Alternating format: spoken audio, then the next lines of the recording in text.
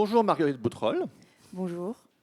Bonjour à toutes et à tous. Merci d'être avec nous pour cette table ronde intitulée Le choix de la vulnérabilité avec Marguerite Boutroll. Donc, ce festival, c'est sur le thème des singularités. Et toi, Marguerite, tu as fait le choix de la vulnérabilité. C'est une singularité dans ton travail et on aimerait beaucoup discuter de ça avec toi aujourd'hui. Ça te va ? Oui, oui, très bien. C'est OK. Ouais. Et pour commencer, est-ce que tu pourrais brièvement te présenter et puis nous dire ce qui te motive à sortir du lit le matin? À sortir du, pardon? Du lit. Du De ton lit. lit, de ton Ah, pieu. qu'est-ce qui me motive à sortir du lit? Alors, bon, déjà, je suis née en Bretagne. J'ai 29 ans. Je suis autrice et dessinatrice, donc ça, voilà, mes livres sont ici. Et ce qui me motive à sortir le matin, bah, c'est quand même d'écrire et de dessiner. En fait, ça reste tous les matins la même motivation, c'est d'avancer quelque chose que j'ai en cours, globalement. C'est un truc viscéral à l'intérieur. Ouais, en fait, j'aimerais beaucoup me lever pour avoir un rapport oisif à la journée et contempler, mais je me rends compte que c'est souvent pour avancer des choses. Soit un livre que je lis, soit un livre que j'écris, soit j'essaye de faire quelque chose et ça marche pas trop, mais il y a quand même ce truc de développer un peu quelque chose en cours. Ouais. Et si on fait un petit flashback de 20 ans en arrière, à quoi rêvait la petite Marguerite? Quand j'étais petite, Ouais. moi, je voulais être diplomate. Ah ouais? Ouais. Tu nous racontes ça. Bah, je voulais être ambassadrice. Bon, je sais pas, je trouvais que ça faisait bien. C'est vrai, ça fait très bien. Oui, alors mes rêves d'enfant, en réalité, je m'en souviens pas trop, mais je sais que je rêvais à des professions un peu comme ça importantes dans le monde politique, mondial. C'est sûrement ce que projetaient mes parents sur moi. Hein, mais... Et pourquoi, du coup, ça vient d'où cet intérêt du politique au niveau... Enfin, pourquoi cet intérêt déjà toute petite Ah, franchement, je sais pas répondre à cette question. Non, d'accord. Et le dessin, la bande dessinée, tout ça, déjà toute petite Le dessin, alors moi, je viens d'une famille où tout le monde dessine. Il y a toujours eu beaucoup d'images autour de moi. Ça vient beaucoup par les femmes. Ma mère dessine beaucoup, ma grand-mère dessine beaucoup. Il y a beaucoup d'images au mur, plus ou moins réussies selon les goûts. Voilà, donc c'est quelque chose qui est dans la famille depuis très longtemps. Mais justement, les femmes dans ta famille, elles sont professionnelles de l'image ou explique-nous un petit peu le parcours de ta maman. Alors, j'ai une famille de peintres. Mais après, ça veut dire quoi être professionnel en étant peintre? Enfin, c'est vrai. C'est compliqué, quoi, cette question-là. Et ma mère, oui, elle a fait un parcours dans le design. Et dans quel domaine de design tu vois? On va vouloir creuser un tout petit peu pour un petit peu leur... D'accord. Alors, ma mère, elle dessine beaucoup depuis qu'elle est petite elle-même et elle est designer textile. Voilà. Et aujourd'hui, elle est peintre. Et par la suite, tu as fait des études à Sciences Po. Après, tu as été à Bangkok. Après, tu as fait St. Martin's à Londres. Qu'est-ce qui t'a amené comme ça de d'abord faire des études à Sciences Po pour ensuite aller vers l'art? En fait, je pense que quand on est enfant, on occupe un peu des places dans la fratrie. Nous, on est 4 et mes frères et sœurs, on occupait chacun un peu une place. Moi, quand j'étais petite, j'étais fan de manga. Ah oui. J'en lisais énormément et je les copiais et j'aimais bien copier les trucs. Donc, je copiais dans les magazines, je copiais dans les livres d'art, je copiais les mangas, je racontais des histoires, je faisais des spin-offs. Et en fait, tout le monde trouvait mes dessins super moches et parce qu'ils avaient des gros yeux et c'était un peu le sous-dessin en fait du dessin. Voilà, là où en fait la peinture, l'observation était beaucoup travaillée. Moi j'étais nulle en observation, en plus je travaillais d'après photo et en plus je faisais des personnages au stylo bicrose dans des agendas. Enfin c'était vraiment nul en fait. Enfin c'était vu comme nul. Oui, vu comme nul. Et voilà, et après en fait c'est un peu compliqué. En fait c'est comme si tout à coup Sciences Po c'était devenu un choix, alors que je rappelle que quand on passe son bac on a 16 ans. Ouais. Donc on est en pleine adolescence, on est encore un enfant, une enfant en l'occurrence. Et moi j'ai fait Sciences Po parce que, je sais pas, j'imagine que c'était valorisé à un moment, que c'était un horizon souhaitable. Moi c'était aussi partir de chez moi, très loin. J'ai grandi à la campagne. Donc il y avait le rêve de Paris un peu. J'ai travaillé comme une folle le concours, mais il y a aussi une histoire de distinction là-dedans. En fait je savais même pas ce qu'on faisait à Sciences Po quand j'ai tenté le concours. Et j'ai menti à l'oral en disant que... Quoi? Ouais, un mensonge, génial, Ouais. c'est déjà une histoire. Ouais, en fait, j'inventais, je leur ai raconté que j'organisais des faux business. En fait, j'organisais déjà des business quand j'étais au lycée. Enfin, je vendais des fringues, des trucs comme ça que je faisais moi-même. Et voilà. Et donc, eux, je leur racontais tout ça, mais j'enjolivais. En fait, je racontais déjà des histoires à l'oral. Et en fait, c'est en arrivant à Sciences Po que là, j'ai vu qu'on m'avait préparé un enseignement de sciences sociales, d'éco, de politique. C'était hyper intéressant. Mais c'est vraiment difficile en fait aujourd'hui de raconter une histoire cohérente par rapport à un parcours parce que quand ça s'est fait étape par étape, Bien sûr. bah, il n'y avait aucune cohérence, quoi. Donc ça, a posteriori, là, j'ai encore l'impression de raconter une histoire. Ouais. Voilà. Mais quand tu regardes en arrière, est-ce que ça a du sens maintenant quand tu remets les petits points ensemble? Parce que tu parles d'incohérence, mais finalement, ça t'a formé, ça a fait qui tu es aujourd'hui. Mais tout à fait. Non, mais notamment par rapport à l'adolescence, qu'on va revenir sur cette thématique-là tout à l'heure avec Fresh notamment. Quel genre de choix tu as fait dans ton adolescence qui ont justement orienté ton parcours et dont tu as conscience maintenant? Alors, quel genre de choix j'ai fait à l'adolescence? Ouais. Quelle importance, en quoi ça a été marquant pour toi, cette période-là? Peut-être le lien aux autres aussi, cette histoire aussi d'intégration à un groupe, de reconnaissance. Ok. Alors là, du coup, la question, c'est sur ma vision personnelle de l'adolescence. Sur ton adolescence à toi, ouais. Sur ton mon vécu, adolescence, ok. Alors, on va dire que le vécu que j'ai de l'adolescence et que j'ai voulu traiter dans mon livre, parce que moi, ce qui m'intéresse, c'est aussi de déployer un certain regard sur l'adolescence, et c'est ce que j'explore dans mon livre. Ouais, et on va en parler Ouais. après, t'inquiète. Moi, je pense que c'est une période de non-choix et qui est hyper difficile parce qu'il y a une lutte constante entre justement être vulnérable et se conformer. Et je veux dire, s'émanciper de normes et se conformer à ces normes. Et voilà, pour moi, l'adolescence, c'est pas du tout une période facile. C'est une période avec beaucoup d'envie, beaucoup de désirs, et beaucoup de désillusions, beaucoup de violences cachées, souvent cachées derrière des petites choses anodines du quotidien, derrière des mots valises comme crise d'adolescence, derrière des réflexions, même des réflexions anodines en fait de personnes qui sont adultes et qui stigmatisent vraiment l'adolescence, alors qu'en fait, moi, le regard que je porte sur l'adolescence, c'est que l'adolescent peut être victime quand même de beaucoup de choses. On n'est pas obligé d'être des très grandes victimes et des très grosses victimes, mais on peut être des petites victimes du quotidien. Et en fait, c'est violent et c'est caché. Et voilà. Donc effectivement, ce mot vulnérabilité, il est cohérent avec mon travail, je pense. Ouais, parce que moi, de mon propre vécu, j'ai l'impression que l'adolescence, elle m'a préconstruite à une construction qui est venue plus tard, en fait. Et qu'on attend finalement, au sortir de l'adolescence, d'être presque déjà construit, en fait, parce qu'on choisit finalement une orientation, tu vois, dans tes études. On te demande déjà ce que tu veux faire plus tard. Enfin, tu vois, il y a toutes ces injonctions qui t'amènent justement à faire des choix à un moment où toi, tu parles justement de non-choix. On n'est pas dans cette... Il y a une dissonance, tu vois, par rapport à ça. Ouais. Je sais pas trop quoi dire. En fait, peut-être que simplement, cette période-là où on a besoin finalement de se préconstruire pour se construire après, ça amène justement sur cette question du choix qui va venir comme une injonction, tu vois, à un moment. En fait, on t'y prépare alors que tu voudrais plutôt vivre les choses, tu vois.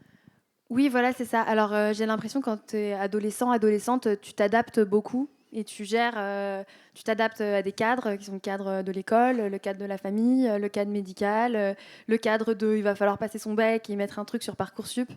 À mon époque, c'était Parcoursup, maintenant, je sais plus ce que c'est.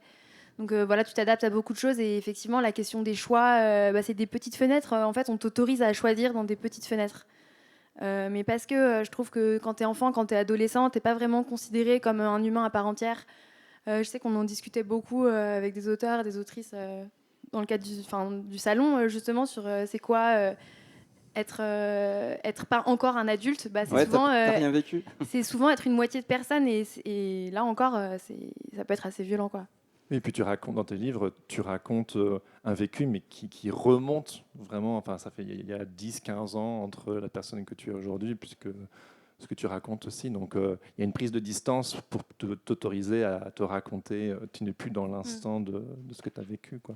Mais justement, pardon, excuse-moi, non, tu voulais Oui, réagir? non, je voulais juste dire que mon travail, pour l'instant j'ai fait que 2 livres, mais c'est quand même des fictions, c'est-à-dire qu'elles sont construites à partir effectivement de ressentis, de questions que je me pose. Mais du coup, la place de la réflexion en amont de l'écriture du récit, elle est hyper importante.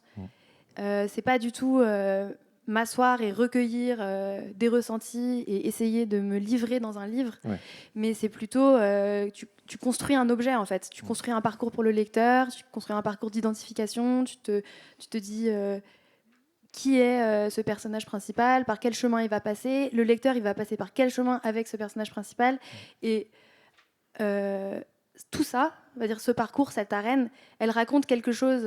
Et peut-être que là, on peut voir mon point de vue, mais encore, moi, j'ai souvent beaucoup de questions, beaucoup de doutes et assez peu de points de vue très tranchés sur les choses. Enfin, je crois, peut-être que si, mais bon, voilà. Non, ça se ressent. Et voilà, donc j'ai l'impression que je sais pas vraiment si je me livre, c'est ça que je veux dire. Et au sortir de tes études, tu es parti sur quel type de projet, quelles rencontres en fait ont marqué ton début de carrière? En fait, pendant mes études, il a fallu que je finance un peu mes études parce que Sciences Po, c'était à Paris, c'est une école qui est assez chère. Même si elle a la réputation d'être publique, c'est pas exactement vrai. En fait, il faut payer quand même un ensemble de choses assez importantes. Il y a aussi la vie à Paris, qui est elle aussi assez chère. Et en fait, il fallait que je travaille en parallèle. Et il se trouvait que la seule chose que je pouvais vendre ou faire semblant de vendre, c'était des dessins. Donc mon début de carrière, il commence pendant mes études. Voilà, je faisais un graphisme aujourd'hui qui serait insulté, je pense, par des graphistes professionnels avec une vraie approche, des vraies idées derrière les formes. Voilà, mais moi, j'ai commencé à faire des petits logos pour des associations, puis après des entreprises. J'ai été aussi dans ces énormes plateformes horribles d'uberisation du graphisme, qui s'appelle 99 Design, par exemple. Waouh, t'as été sur ce genre de site, c'est ouf. Bah oui, mais en fait, c'était une façon facile de me faire des sous. Donc, Ouais. je répondais à des appels d'offres, je faisais des dessins, et voilà, et j'étais payée au lance-pierre. Mais en fait, si tu as le choix d'être payée au lance-pierre ou de pas être payée du tout, bah, t'es Ouais, payée bien au sûr. lance-pierre, quoi. Donc voilà, ma professionnalisation, elle a commencé comme ça. Et en Après- plus, tu as dû t'adapter finalement aux nécessités du moment, quoi. Ouais, c'est ça. Après, derrière Sciences Po, j'ai fait un peu de com, toujours axé sur le graphisme. Et puis après, j'ai bossé 2 ans en essayant de vendre une histoire, tout un projet un peu social autour de la dissonance cognitive. Bon, c'est un terme un peu jargonneux. Voilà, à ce moment-là, je croyais que je racontais trop bien les histoires et que j'étais hyper forte en dessin. J'ai bossé 2 ans dessus, je suis allée voir une boîte de prod. Au début, ils ont été séduits. Puis après, ils se sont rapidement vus qu'en fait, bah non, c'était pas très au point. Donc ils m'ont collé une script doctor au cul en me disant, bah, il faut que tu bosses, quoi, tes histoires. Et en fait, ça n'a pas marché. C'est-à-dire qu'en fait, j'ai signé avec la boîte de prod, on a été soutenu par le CNC, on a un peu travaillé avec Arte. Pendant 2 ans, moi, j'étais dans un ego trip en mode, ah, trop bien. Ouais, c'est stylé pour un début de carrière. Tu Ouais, t'es dit, ouais. ouh, t'es Puis parti, quoi. en fait, à la fin, ils ont dit, bon, on va pas le diffuser. Et comment tu l'as vécu, ça? Mal. C'est vrai. Et comment tu t'es relevé de ça? Comment tu as vécu Ouais, ça? ton rebond. Bah, je sais pas, t'es déçu, quoi. Enfin, il n'y a pas tellement de rebond. Un échec, ça fait mal. Tu vois, on dit beaucoup, les échecs te forment, mais ça fait, enfin, c'est chiant, quoi. Il faut te relever après, quoi, si tu veux continuer. Ouais. Bah, en fait, ce qui s'est passé, c'est que j'ai discuté avec plusieurs personnes de mon entourage. Donc, ce qui est cool, c'est que quand tu vis un échec, c'est qu'il y a beaucoup de gens pour te consoler. Et tu as beaucoup de gens qui, du coup, te donnent plein de conseils en vrac. Et c'est là où je me suis dit, bah, en fait, peut-être que je peux essayer de faire une BD, quelque chose d'un peu plus simple. Enfin, c'est pas du tout simple la BD. Non, C'est pas ce que je veux dire. Ouais. C'est pas du tout ce que je veux dire. C'est juste que j'étais dans des environnements où on faisait des projets à 12 mains. D'accord. Voilà, donc c'est énorme en fait. Je veux dire, il y a beaucoup d'acteurs Dans les qui rentrent en studios jeu et dans tout, l'objet ouais. créatif. Et donc je trouve que la bande dessinée est d'ailleurs hyper difficile parce que justement, moi je trouve ça super difficile. Mais je me suis dit, essaye ça, quoi. C'était un désir de te recentrer sur toi, de ne plus être à 12 mains, justement, mais justement toi et ta feuille, et qu'est-ce que tu as envie de raconter? Mais je sais pas trop, ça correspond aussi avec le confinement. Ah, Donc en raconte-nous. fait, dans le confinement, tu es un peu tout seul. Oui. Euh, C'est là que Fresh a été, c'est un peu l'origine de Fresh, là, le confinement. Qu'est-ce qui t'a amené à vouloir te raconter, enfin, je sais que c'est pas ton histoire exactement, mais faire ta première bande dessinée. Raconte-nous l'origine de Fresh. Est-ce que c'était pendant le confinement? Alors en fait, pour moi, la bande dessinée, c'est vraiment raconter une histoire.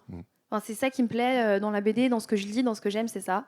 Après, il y a un truc un peu infantile de j'aime, je veux faire. Ouais. Tu vois, truc très enfantin de j'aime trop, je veux faire. Bon, ça, voilà. Et donc, j'ai toujours voulu faire des BD. Après, c'est un peu intimidant. Et la jeunesse de Fresh, donc j'avais l'histoire en tête depuis assez longtemps. En fait, je me suis rendu compte dans ma vingtaine qu'on avait toutes et tous des histoires, des premières histoires d'amour qui sont pas mal déterminées par la zone grise et qui sont pas mal racontées au cinéma et dans des livres comme des expériences idylliques. Du genre, mes belles années, mes années de jeunesse, c'était beau, c'était poétique, c'était les premières fois, c'était frais. Et, j'étais toujours très énervée de ça. En fait, je me suis dit, mais en fait, vous racontez un dehors, mais il y a un dedans. Il y a aussi, qu'est-ce que ça fait Enfin, je sais pas, j'avais l'impression que ça faisait toujours l'impasse sur le fait qu'il y a l'environnement qui détermine plein de choses pour ces adolescents, adolescentes, et qu'en fait, effectivement, ça crée beaucoup de vulnérabilité. Tu as en fait assez peu de choix, et que même quand on te parle après, justement dans l'ère MeToo de consentement, de dire oui, de dire non, il y a la possibilité de dire oui, il y a la possibilité de dire non, et tout ça, ça incombe pas seulement un individu. Et bon, après, moi, j'ai voulu faire Fresh en bande dessinée. Ce qui m'a aussi motivée, ça a été d'autres récits. Je lis beaucoup de romans. Et j'ai été extrêmement touchée par le livre d'Annie Ernaux qui s'appelle Mémoire de fille, où elle raconte vraiment le désir de vivre quelque chose de fort quand on a 16 ans et qu'on est une jeune fille, et la violence inouïe de la réalité de personnes en fait qui, on ne sait pas vraiment si elles profitent consciemment de cette envie, de cette côté un peu frais, quoi, ce côté un peu naïf en fait. On ne sait pas vraiment si elles en profitent consciemment ou inconsciemment, mais c'est vraiment ce qui se passe, quoi. Et c'est cautionné en fait. C'est aussi cautionné par dans Mémoire de fille, donc c'est en partie elle, en partie Annie Ernaux qui va en colonie de vacances. Et en fait, il lui arrive une mésaventure assez grave, assez traumatisante. Elle va être abusée par une personne du personnel qui encadre cette colonie de vacances. Mais en fait, ça se passe parce que les gens laissent cette chose se passer, quoi. Bon, j'ai l'impression de dire des choses assez évidentes qu'on a beaucoup dit dans le cadre de MeToo. Mais... Non, mais c'est important parce que c'est aussi ce qui t'a poussé à choisir ce récit. On peut faire peut-être le pitch de Fresh, hein, si tu veux. Oui, vous voulez le faire vous? Non, on aimerait bien que tu le fasses. C'est ton histoire. Et ouais, Ok. avec tes mots. Mais je sais que c'est pas simple de... Mais on est là et on va surenchérir, je pense. D'accord. Alors, Pia a 16 ans et demi. Ouais, on est dans les années 2010. Ouais, 2000-2010. Elle a envie d'avoir une vie comme dans les films. Et on va suivre avec elle son année de terminale et sa première histoire d'amour, ou ce qu'elle croit être sa première histoire d'amour. Ouais, le récit se passe sur quelques mois. Le récit se passe sur quelques mois, ouais. Et j'ai mis un avant-propos au début parce que donc c'est une fiction, mais comme c'est une fiction qui est ancrée dans un réel qui est présenté au début, j'ai précisé quand même que c'était un récit, pour moi c'est important, qui est très hétéronormé, dans un contexte blanc, privilégié, et empreint aussi d'un certain conservatisme, avec des normes que moi j'ai eues pendant mon enfance, qui sont des normes chrétiennes, quoi. Voilà. En fait, ça a un impact quand même sur les tabous, la création d'espaces de silence, la stigmatisation de certaines choses. En fait, je comprends que c'est compliqué cette distinction entre fiction, réalité, mais en fait, moi, j'ai besoin de travailler dans des arènes que je connais. Oui. Et donc, je plante des arènes. Mais, De contextualiser. Ouais. Parce que comme c'est un peu politique, donc je contextualise cette arène et ensuite, derrière, je joue, je crée des personnages. Comment tu as vécu ce processus d'écriture et de dessin, parce que j'entends bien la sensibilité qui la tienne, aussi le vertige de...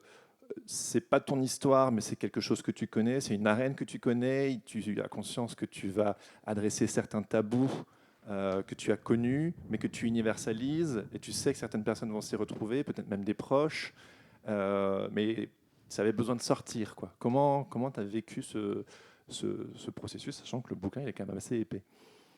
Alors, personnellement, j'ai vachement de mal avec le mot universalisé et universel.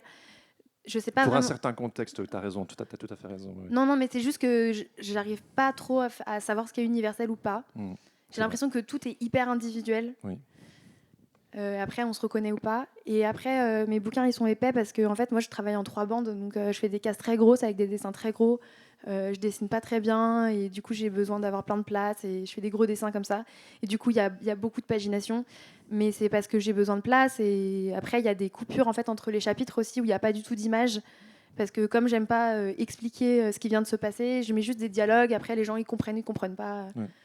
Donc, Mais tu as bien fait de préciser. Mais mon questionnement, c'était plus sur le fait que tu as conscience que tu adresses des tabous et que certaines personnes peuvent s'y retrouver, que ça fait partie de ton histoire et que c'est pas rien finalement de mettre ça sur le papier, tu vois. Les tabous? Comment Ouais, moi je mets ça sur les tabous? ouais, enfin, c'est une histoire, voilà, qui en partie tu la portes, ça va être lu, tu vois, Mm. je te dis ça aussi parce que je partage une certaine éducation chrétienne comme toi aussi, donc je me retrouve en fait dans ce que tu racontes, tu vois. Ok. Donc je sais ce que ça coûte, que finalement de mettre en lumière certaines choses, tu vois. Ouais. Bah alors moi je sais qu'il y a toute une partie de ma famille qui l'a pas lu ou qui le lirait pas et je pense que j'incarne pour eux une caricature d'islamo-gauchiste quoi. Mais bon ça de toute façon, non mais je veux dire Mm, de toute façon, en fait chacun a sa case, enfin mm, chacun a son étiquette mm, et je vais pas faire l'économie de l'étiquetage. ouais. Voilà bon après ouais je vis mal parfois les choses c'est sûr. Je vis mal souvent le regard sur mon travail, je vis mal le jugement. Mais bon en fait tout le monde fait ça tout le temps donc ouais c'est la vie quoi. Mais le regard des autres est au cœur de ton travail aussi. Justement la place dans un groupe, puis notamment la meilleure amie, c'est Camille, si je ne me trompe pas, dans le...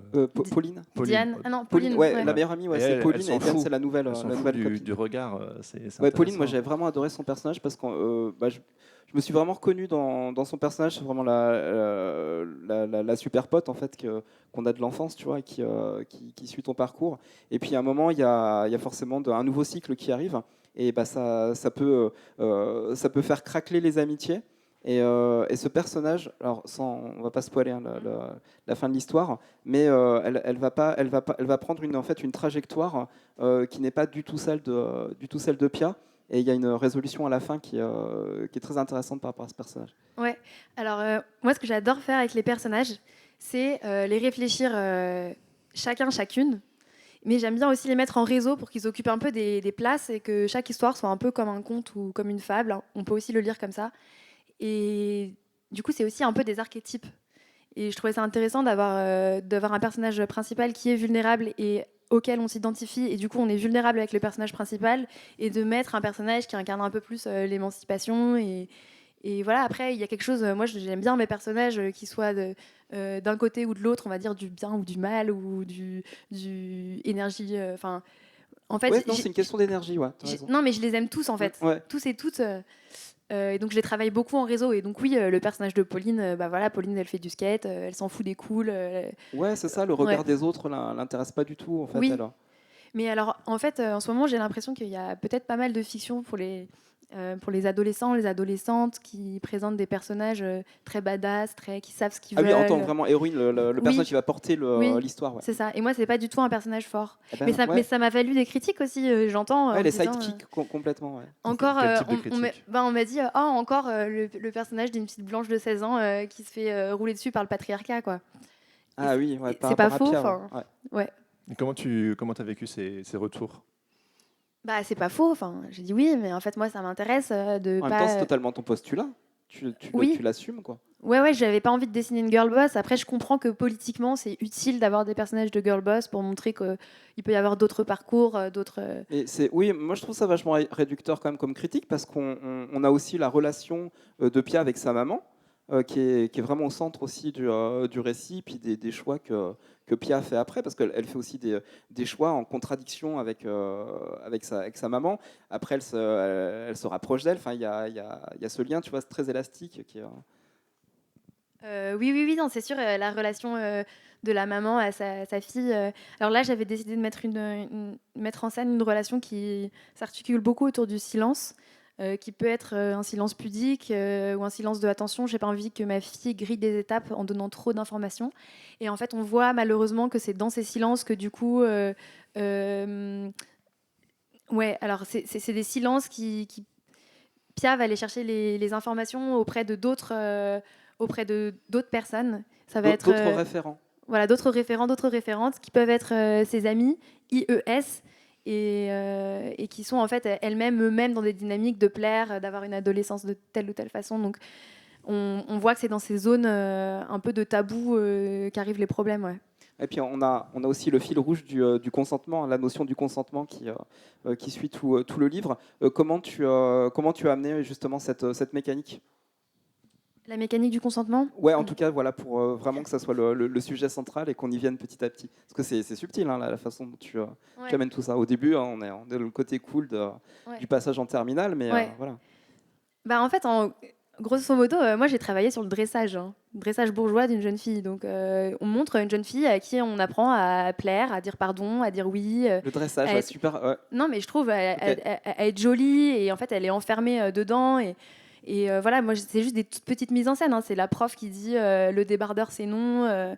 Mais par contre, qui va pas relever la tenue vestimentaire des congénères masculins. Ça va être des blagues en mode ah ouais, lui il s'amuse, il est marrant, alors que la fille on va stigmatiser son rapport naissant à la sexualité. Voilà, moi j'ai vraiment l'impression de dire des poncifs, hein, mais voilà. Pourquoi c'était important pour toi de raconter cette histoire? Bah, c'est important pour moi parce que je me suis dit que c'était une histoire importante. Enfin, ouais. Pourquoi qu'est-ce que ça vient chercher à l'intérieur? Tu sais, parce que tout ce travail que ça demande, ça va chercher quelque chose. C'est un peu comme un accouchement, j'imagine, enfin, toute proportion gardée, de sortir un premier livre. Est-ce que c'est une forme de colère que tu as eue avec 10 ans de recul? Ouais, ça revient en fait. Ça revient un peu à ce que je disais au début avec les représentations de cet âge qui sont arrivées jusqu'à moi par des films et par des livres faisaient vraiment l'impasse sur des zones de troubles, grises, de dissonance. Et je trouvais que c'était intéressant de créer un livre qui portait ça comme angle en fait. Vraiment l'angle du mélange de honte et de fierté, de vouloir se conformer ou vouloir s'émanciper. Je voulais travailler sur l'émancipation. Après, pourquoi est-ce que moi, l'émancipation, ça m'intéresse? C'est assez difficile à dire, en fait. Peut-être, je ne sais pas, en fait. Intimement, ce sujet vraiment m'intéresse, quoi. Moi, enfant, j'ai eu l'impression que que j'étais pas enfin j'en sais rien, que j'étais peut-être pas écoutée. C'est hyper difficile de répondre à cette question, mais en fait l'émancipation c'est un thème qui intéresse je pense beaucoup d'auteurs, beaucoup d'autrices. Je sais pas, c'est l'histoire de la vie, à chaque âge on s'émancipe de normes, de règles. Ça m'a paru important après. Mais je trouve que ce que je trouve très touchant justement dans ton travail, c'est que tu es toujours sur la ligne. Justement, tu es au cœur des paradoxes entre le collectif, le singulier, l'individu, le, tu- toujours comme ça sur cette sensibilité. Et c'est ce qui rend, je trouve, ton travail hyper touchant. Et voilà, on se balade d'un côté ou de l'autre. Et j'entends que c'est pas simple à expliquer parce que c'est hyper intime. Et c'est Tu as notamment eu à représenter la sexualité aussi dans Fresh. Quel choix tu as fait par rapport à, justement au fait de représenter la sexualité? Comment tu as mis en scène? Comment j'ai Alors j'ai beaucoup travaillé sur l'autour, c'est-à-dire qu'est-ce qui amène un moment de sexualité. Et j'ai décortiqué ça. J'ai trouvé ça important. Et en même temps,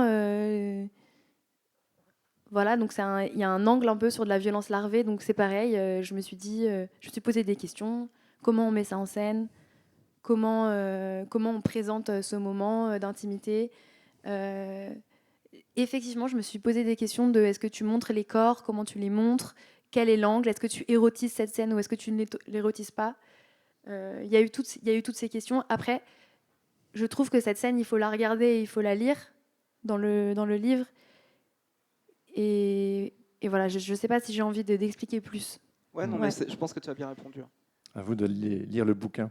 La part des lâches est sorti il n'y a pas très longtemps. Est-ce que tu peux nous en parler? D'où ça vient la part des lâches? Raconte-nous. La part des lâches. D'où ça vient?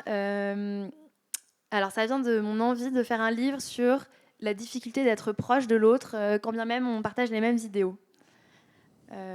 Voilà, ça part de cette envie-là. Pas mal le pitch. Dans ton histoire, du coup, qu'est-ce qui a été le catalyseur de cette histoire, de cet angle-là? On va pas te lâcher. Ouais, on veut connaître le déclic de la part des lâches.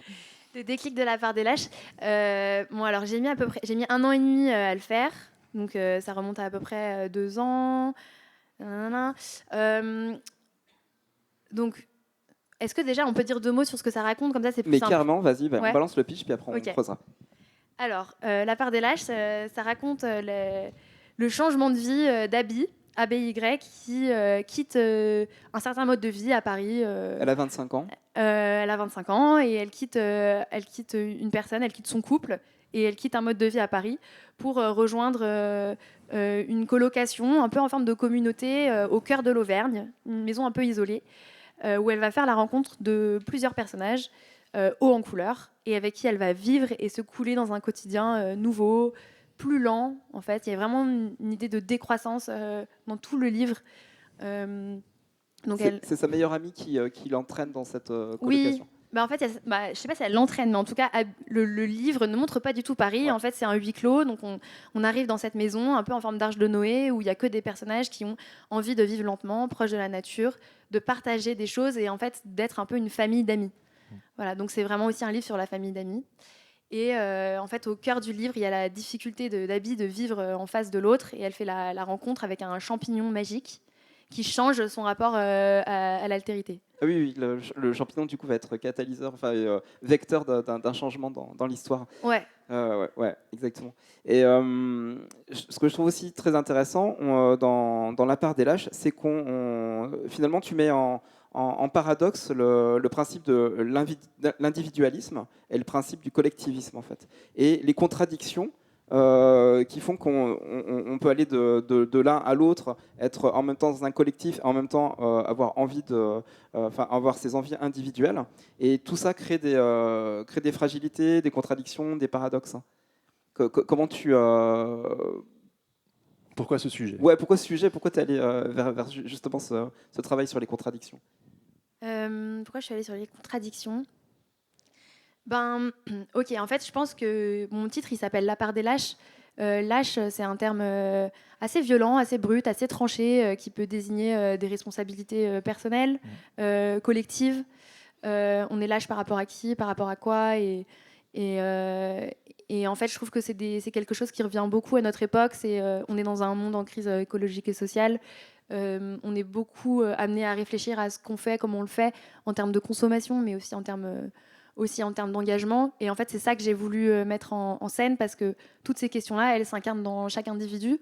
J'ai l'impression qu'on se les pose tous et toutes à notre manière, de n'importe quel milieu. Enfin, c'est vraiment des questions qui reviennent beaucoup. Et voilà. Et du coup, j'ai créé des archétypes où, en fait, chaque personnage se les pose à des endroits différents. Il y en a qui vont plutôt trouver refuge dans justement le côté affectueux, famille. Il y en a d'autres, ça va beaucoup plus être sur on doit changer l'ordre du monde. Un autre personnage qui est plus sur on se change d'abord soi-même.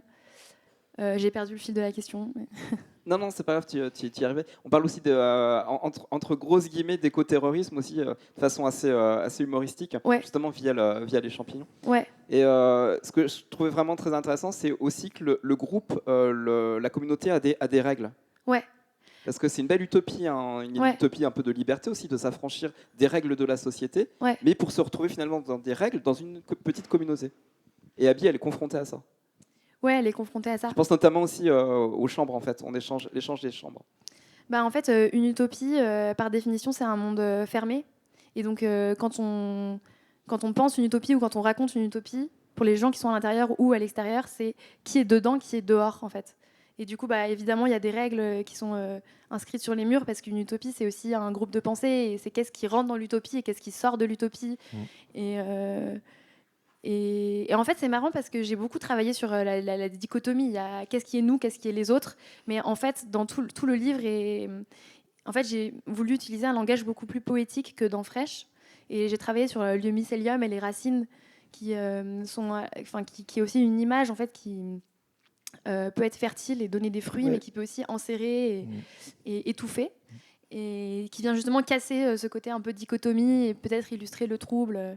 Parce que du coup, Abby, elle est face à ça, elle quitte Paris pour rejoindre un peu l'utopie néo-rurale. Et en fait, elle a du mal à s'y retrouver. En fait, l'un ne lui convient pas, mais l'autre non plus. Ouais. Et voilà. Et donc le champignon, il vient un peu comme une troisième voie au milieu de ça, quoi. Ouais, c'est hyper intéressant parce que les champignons, ils fonctionnent en réseau. Donc en fait, on voit les champignons qui sont les champignons individuels qui ont poussé. Et en réalité, ils sont en réseau les uns aux autres, connectés aux autres, des fois sur des kilomètres d'ailleurs.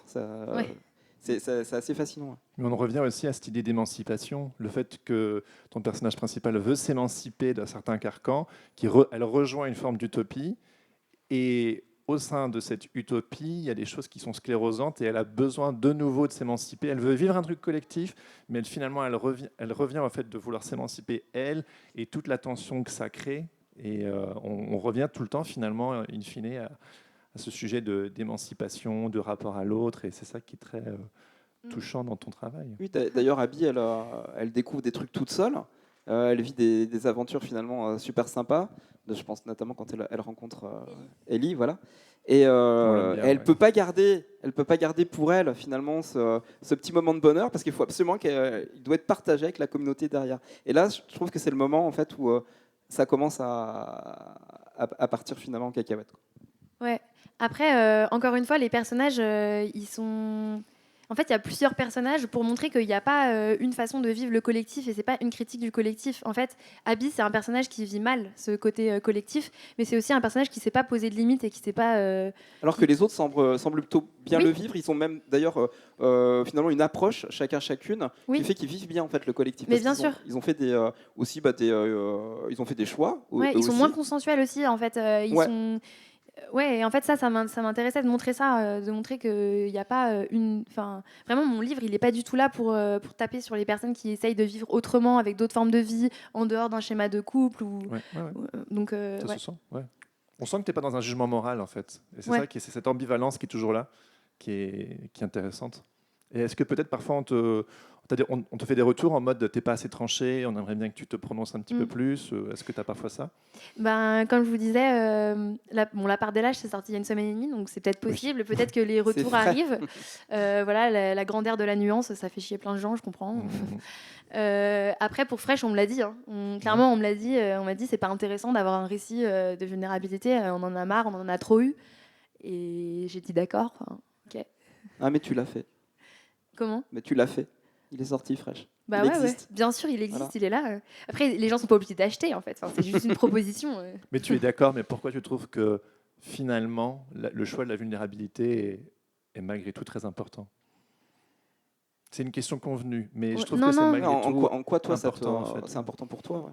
Mais en fait, c'est marrant, j'ai vachement de mal. En fait, je pense pas que les choses que je fais sont importantes. Enfin, c'est par exemple, on me dit toujours ah oui, tes livres sont engagés, mais en fait non, mes livres ils sont pas engagés. Pour moi, les gens qui sont engagés, ils posent une journée de grève et ils vont en manif et puis après ils se mettent autour d'une table et ils réfléchissent à dans quel monde on vit et qu'est-ce qu'on fait. Moi, je fais des choses parce que je les fais et après je sais pas vraiment si c'est la bonne chose. Voilà, donc je parle de vulnérabilité parce que je sais pas, c'est marrant, c'est vrai que c'est un fil conducteur entre les deux. Peut-être que je ferai un troisième livre sur une super héroïne, je sais pas. Mais je ne sais pas si c'est vulnérable ce que tu viens de dire, mais bon, je trouve que tu réponds bien.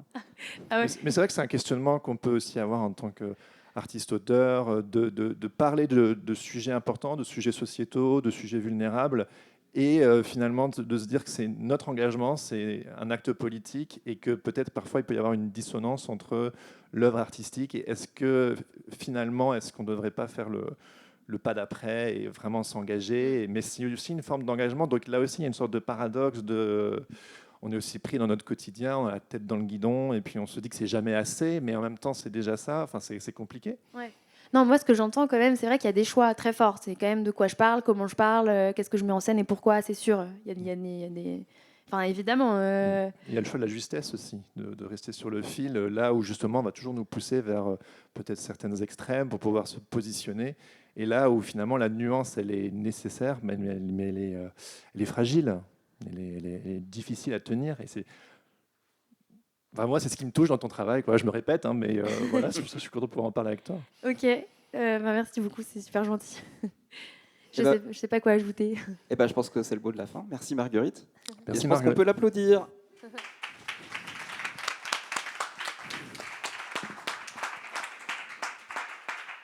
Au grand cas où, il nous reste 5 minutes. Si éventuellement vous aimeriez poser une question à Marguerite, vous êtes plus que bienvenue.